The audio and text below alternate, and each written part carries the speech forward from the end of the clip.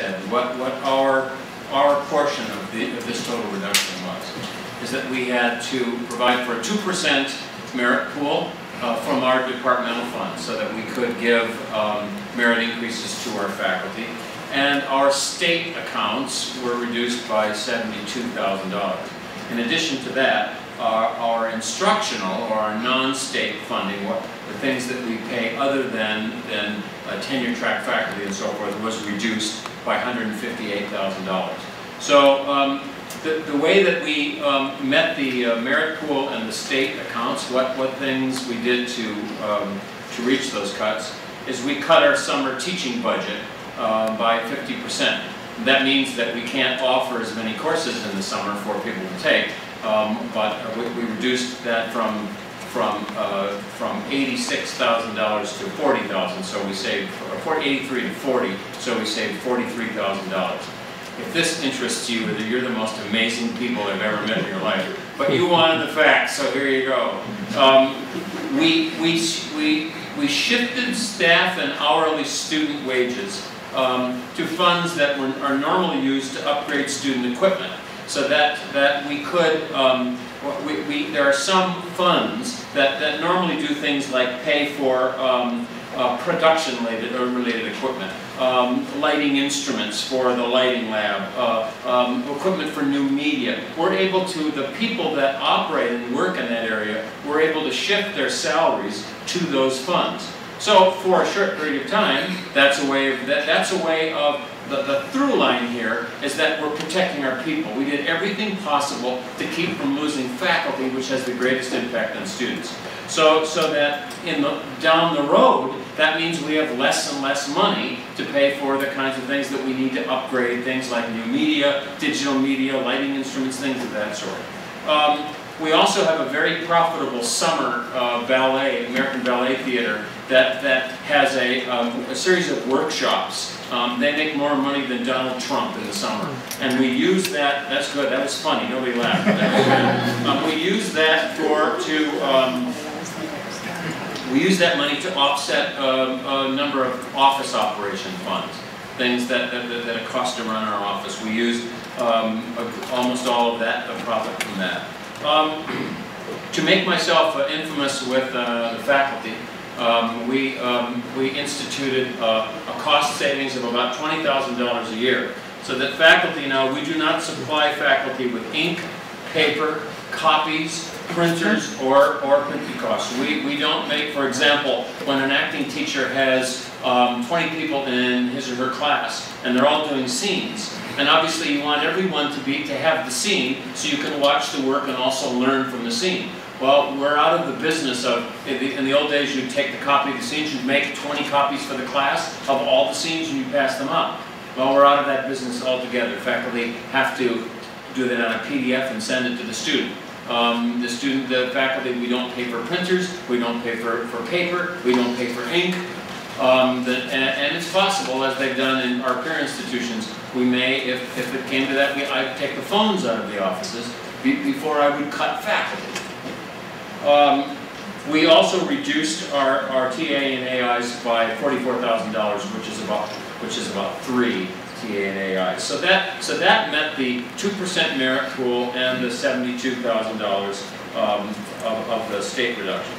Then the large budget that we call the instructional budget, which is non-tenure track faculty, adjunct faculty, part-time faculty, things that are not covered by our state funds.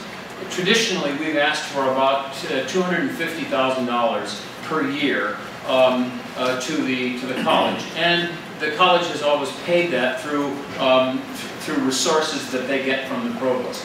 But as part of this larger reduction, that instructional budget had to go to 0.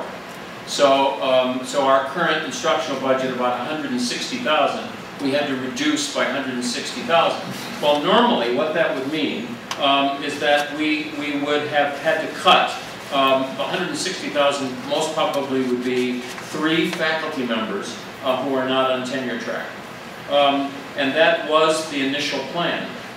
What we were able to do to avoid those cuts is that we consolidated one area. We consolidated directing and playwriting into one unit, and that consolidation caused us, we were able to not renew one faculty position. So in summary, that in the second slide here, these are some of the opportunities that the college, the university and the college have provided us to recoup these losses in our instructional budget. You know what signature courses are. Signature courses are courses that have a broad appeal for incoming freshmen, taught by full-time faculty, and that these signature courses then are supported by the provost. So that a certain amount of money comes to the department. In effect, you're paid for teaching these courses as an incentive to give knockout, exciting, really new, innovative, interdisciplinary kind of courses for freshmen. One thing not in here is that the college, through the provost, instituted a very exciting plan for an incentive to teach non-majors. You know, in order to save faculty, in order to make it with this difficult budget picture, one thing that would naturally happen is that we would get out of the business of teaching non-major studio courses. When we're up against the wall, we're going to serve our majors first. We're obviously not going to offer studio dance classes for non-majors, acting classes for non-majors. We can't. Because if we can't staff our majors courses, well, how could we possibly staff these? So understanding that difficulty, the provost and the dean have worked with us to provide an incentive, a per credit hour amount, so that we agree to offer these courses in exchange for an incentive, a dollar incentive. And that dollar incentive can be used to pay for the graduate students who often teach these non-majors courses. So rather than having to reduce, because when state money means faculty salaries or graduate assistantships, that's it. So of course, to save faculty, you're going to cut graduates and reduce your graduate program. But because of these two, the signature courses and the non-major teaching incentive, we were able to positively address this drastic cut in our instructional budget. And so in this slide, you have kind of a summary of what we were able to do. The signature courses, the non-major instruction, and a plan to increase the income from our summer programs. And then these three things, the donor relations, the undergraduate recruitment, and advertising, are all what we're doing in the future to increase the revenue into the Department of Theater and Dance. By making the summer programs larger and more profitable. The Department of Theater and Dance, over the years, has largely ignored the oil well of talent in the state of Texas in terms of undergraduate students.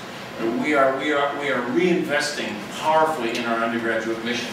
And our undergraduate recruitment is an important part of a good revenue flow and of a much better opportunity for development, the parents of those students, alumni network, and so forth.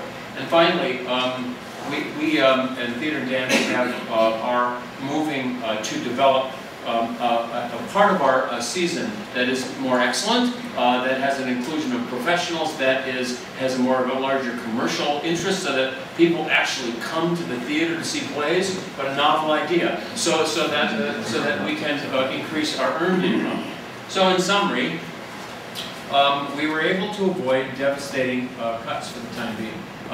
Through a combination of what I've summarized for you, some incentives from the provost and the college, and we have a plan for increasing revenue into the department. We've only had to marginally cut graduate assistantship. We've not had to cut faculty. We've not cut any programs. No one knows what the future holds, but I think that for the time being, we feel that we've been able to adjust so far in these difficult times without hurting the things that matter most to students, and that is excellence of teaching, and in theater and dance, an opportunity for performance and design and technology related opportunities. That is my report. Next is Ms. McKenna. John? Unless you want to. No. Ms. McKenna. known as Concert Hall head. How about it? Over here.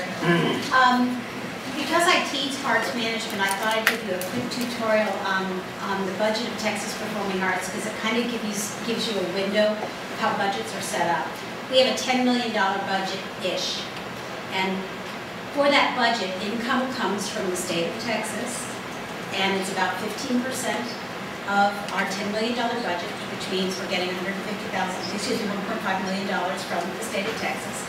It comes from ticket sales, which right now is the largest source of revenue for Texas Performing Arts. We sell 270,000 tickets a year in a good year. This wasn't a good year.